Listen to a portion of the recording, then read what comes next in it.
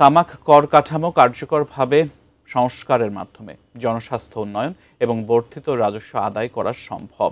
তাই সিগারেট ও বিড়ি সহ তামাকজাত পণ্যের খুচরা মূল্যের ওপর 15% ভ্যাট এবং 1% স্বাস্থ্য উন্নয়ন সারচার্জ বহাল রাখার দাবি বিশেষজ্ঞদের।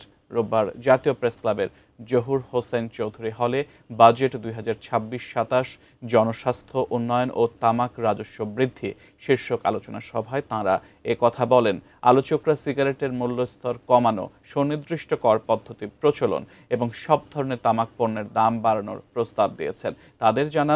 তারা জানান এই সংস্কার প্রস্তাব বাস্তবায়ন করা হলে শুধু সিগারেট খাত থেকে প্রায় 44,000 কোটি টাকা অতিরিক্ত রাজস্ব আয় সম্ভব।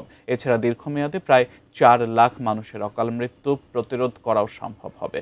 গবেষণা ও অ্যাডভোকেসি প্রতিষ্ঠান প্রগতির জন্য জ্ঞান প্রজ্ঞা এবং অ্যান্টি টোব্যাকো মিডিয়া অ্যালায়েন্স আত্মা যৌথভাবে এই সভার আয়োজন করে।